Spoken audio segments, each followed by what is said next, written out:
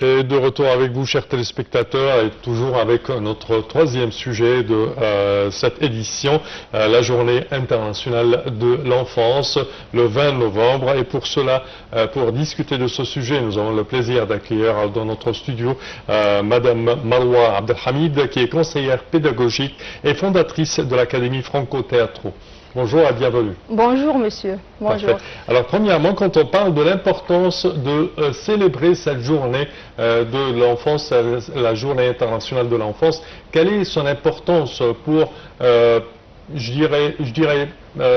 dirais pas de changer les mœurs et les coutumes du peuple égyptien, mais avoir une certaine idée à consacrer à l'importance de cette journée de l'enfance? Alors, c'est une journée très importante qui met en lumière l'importance de la protection des droits de l'enfant. Alors, il faut mettre en lumière les droits de l'enfant, il faut sensibiliser tout le monde, enfants, adultes, parents, chefs d'établissement, à l'importance de la protection de nos enfants. Certes. Alors, quels sont, selon vous, les principaux droits fondamentaux mis en avant lors de la Journée mondiale de l'enfance? Alors, avant de dire quels sont les droits, alors je voudrais expliquer le sens des droits de l'enfant. Alors, pour moi, les droits de l'enfant, c'est une chose collective, c'est une responsabilité collective. Alors, c'est un ensemble de principes destinés à garantir la protection, le bien-être et, comment dire, le développement harmonieux de tous les enfants. Alors, chaque enfant a le droit à la santé. Chaque enfant a le droit à avoir une bonne éducation. L'enfant a le droit à la protection contre la violence et le harcèlement. Certainement. Ainsi qu'à la participation d'une manière active. Alors, l'enfant a le droit d'être écouté. Alors, il a le droit de l'expression et de la participation d'une manière globale dans la société.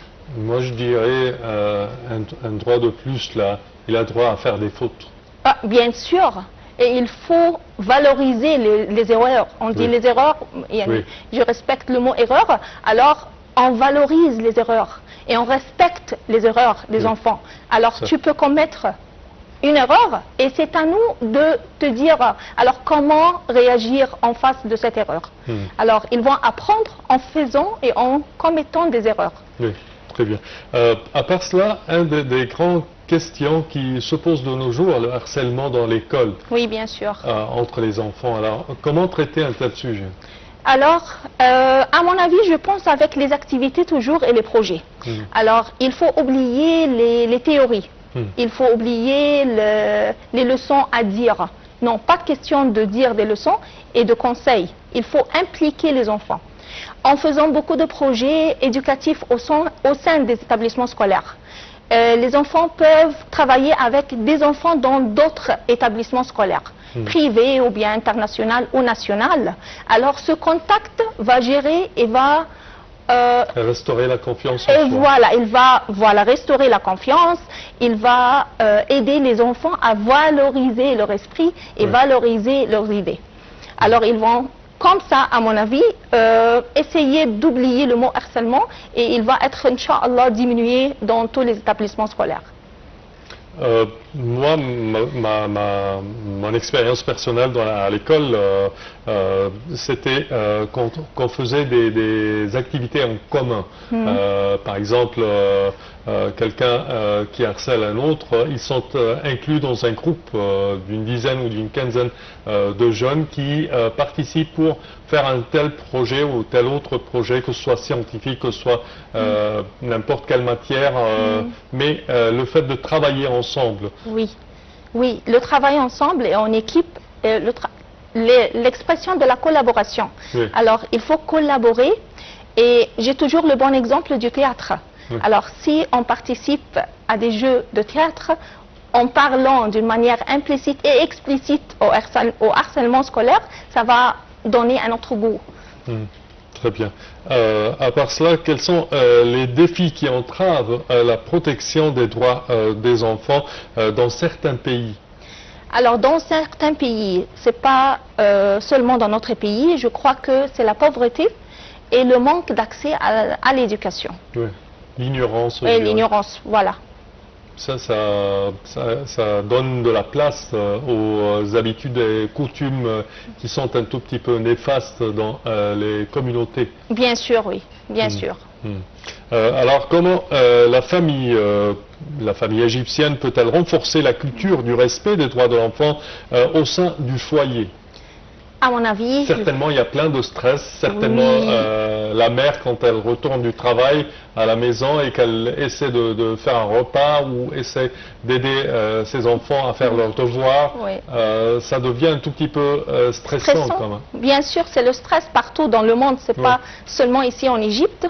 Mais je pense toujours que la famille a un rôle primordial.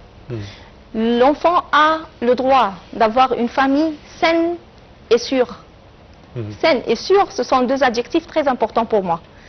L'enfant doit être vécu dans un environnement qui respecte sa dignité et qui respecte ses opinions.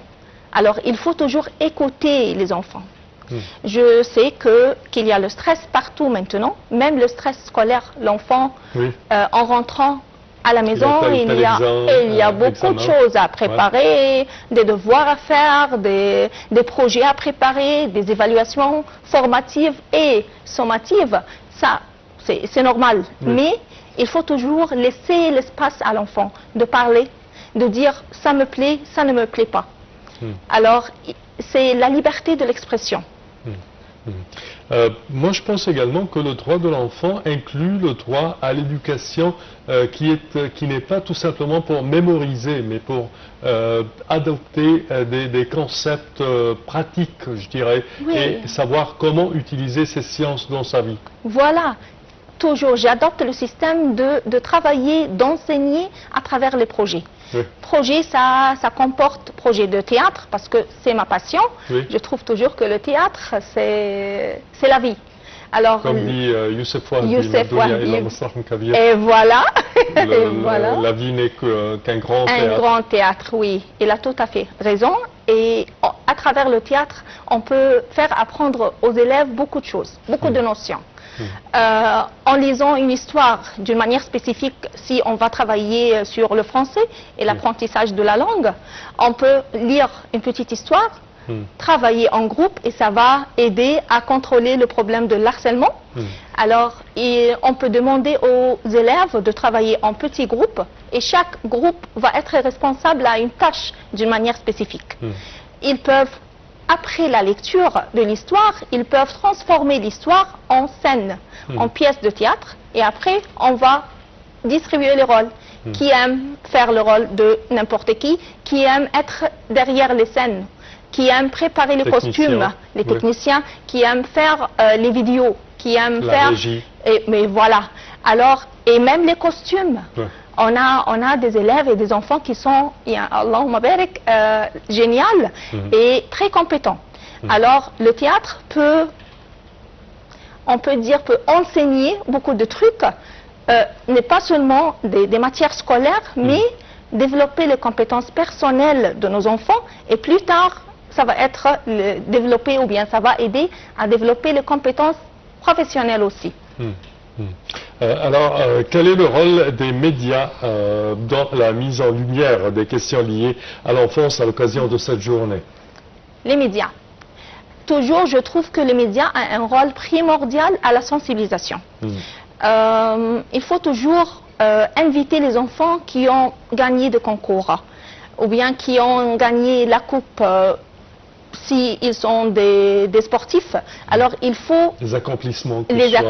Voilà. Sportifs ou autres. Il faut les valoriser pour montrer à tout le monde qu'il y a de bons modèles des enfants. Alors, je peux gagner, alors c'est quelque chose qui est contagieux. Alors, question de sensibilisation et de valorisation de nos enfants. Selon vous, moi je considère que les médias sociaux sont un tout petit peu un fléau de notre ère.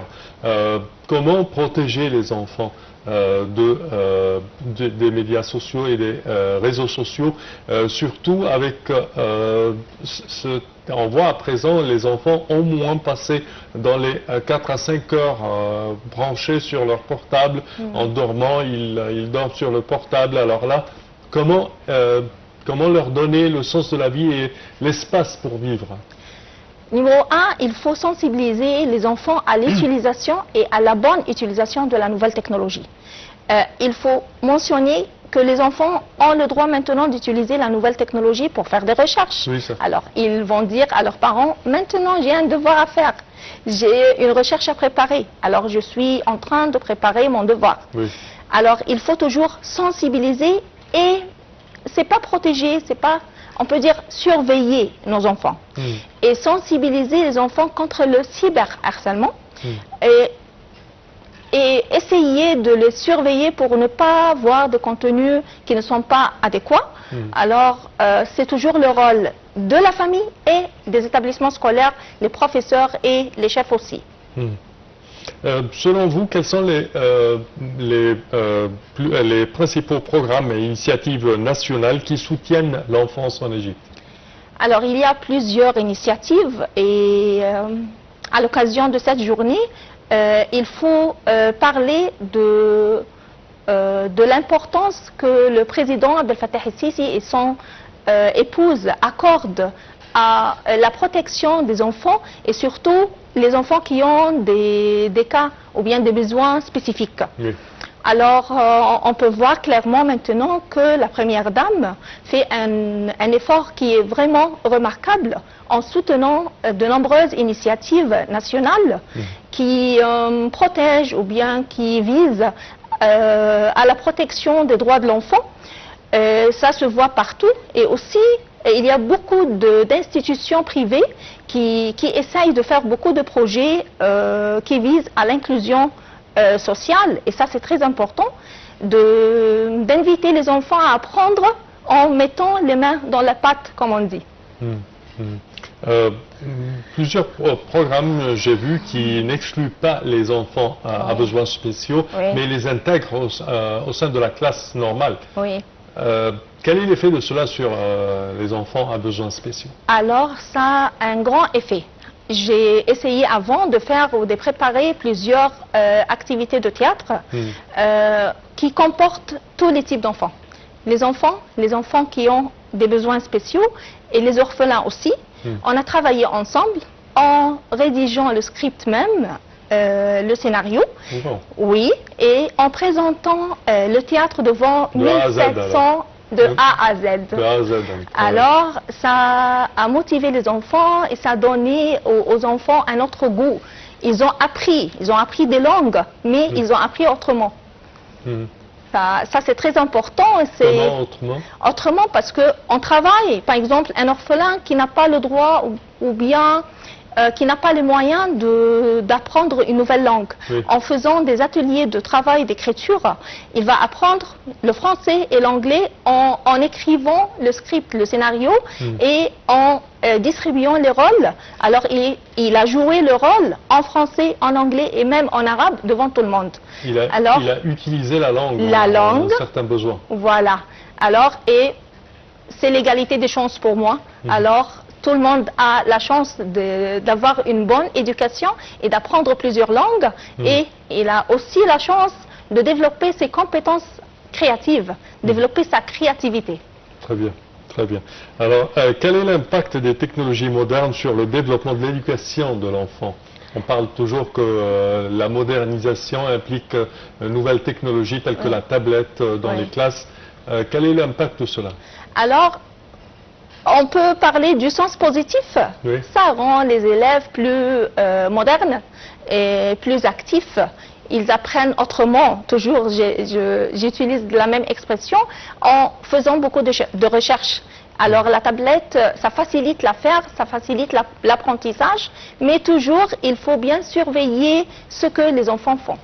Alors ça c'est le rôle du professeur en classe et c'est le rôle de la mère à la maison ou bien des parents à la maison. Oui. Moi, je vois là deux trajets, soi-disant. L'un, comment utiliser la tablette en tant outil d'apprentissage. Outil électronique d'apprentissage.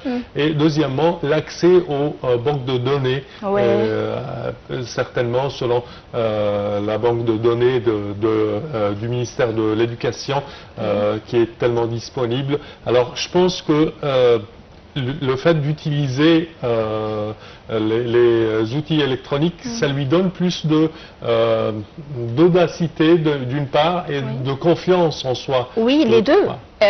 Comme ça, on va avoir des enfants ou bien des adultes curieux. Oui. Il a envie toujours de chercher l'information. C'est pas de question de donner l'information d'une manière claire. Oui. Non, tu dois chercher autrement. C'est toujours autrement. Très bien. Alors, quel est le rôle des législations et des lois dans la protection des droits de l'enfant? Alors, les lois pour sécuriser les enfants. Alors, c'est une question de sécurité. Toujours, la sécurité, c'est numéro 1 pour moi. Leur accorder le droit d'avoir leur espace, le droit de se développer en paix. Voilà, c'est se développer en paix. Voilà, c'est un autre mot-clé. Très bien. Alors, quels sont les messages essentiels à transmettre dans cette journée mondiale de l'enfance?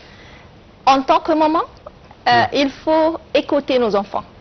Alors, écoutez vos enfants, valorisez leur réussite, même si elles sont très petites.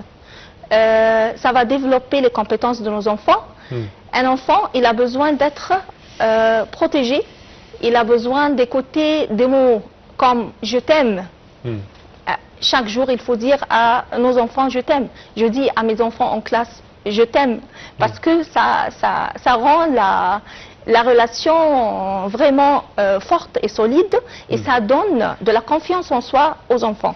Alors, merci d'aimer vos enfants parce que j'aime mes enfants. Parfait. Également, comment les institutions culturelles et artistiques peuvent-elles soutenir la créativité des enfants?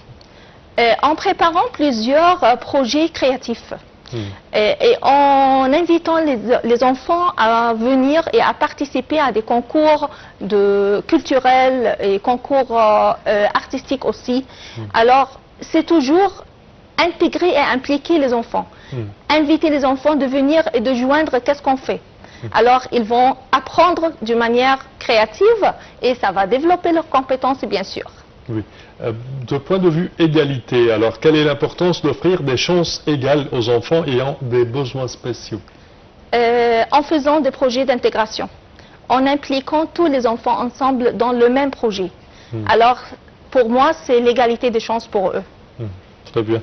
Alors, comment l'investissement dans l'enfance contribue-t-il à la réalisation du développement durable dans un pays tel que l'Égypte, par exemple? L'enfant maintenant, c'est l'adulte plus tard. Alors quand on travaille avec nos enfants, quand on développe leurs compétences, alors on va avoir plus tard des chefs, des médecins, des professeurs, tous les métiers. On va avoir des enfants et des adultes bien éduqués. On peut dire des adultes stables, qui n'ont pas de problème. Problème ici, je crois, psychologique, c'est pas seulement des problèmes de santé. Très bien. Comment peut-on renforcer la culture et de la prévention contre le harcèlement au sein de l'école, en tant que législation, en tant que quelque chose de fondamental à être exigé dans les écoles? Il faut avoir un règlement interne contre le harcèlement. Et il y a dans plusieurs institutions et établissements scolaires, ils ont un département spécifique qui parle de ce truc et qui met beaucoup de règlements. Et comme je l'ai déjà mentionné, il faut apprendre aux élèves les règlements, mais d'une manière créative. Il ne faut pas leur dire et il faut faire, si tu vas faire telle chose, tu seras sanctionné. Mais non. Et voilà, il faut les impliquer. Et il va apprendre en faisant l'activité même. Très bien, très bien. Alors, comme dernière question, quel est votre message aux enfants et premièrement, et puis aux parents? Aux enfants, je peux dire aux enfants que bien sûr je vous aime de tout mon cœur et mes enfants, vous êtes capables de faire beaucoup de choses. Et on est là pour vous aider, pour vous encadrer. On est là pour vous donner de la confiance et pour vous encourager. Et aux parents, merci d'écouter vos enfants. Merci de laisser les enfants commettre des erreurs. Merci de valoriser les réussites de vos enfants parce que ça c'est très important pour tout le monde. Très bien, très bien. Madame Maroua Abdelhamid, je tiens à vous remercier énormément de vos explications. Je répète que vous êtes conseillère pédagogique et fondatrice de l'Académie Franco Teatro. Merci, merci à vous. Ce fut un vrai plaisir. Merci. Merci à vous.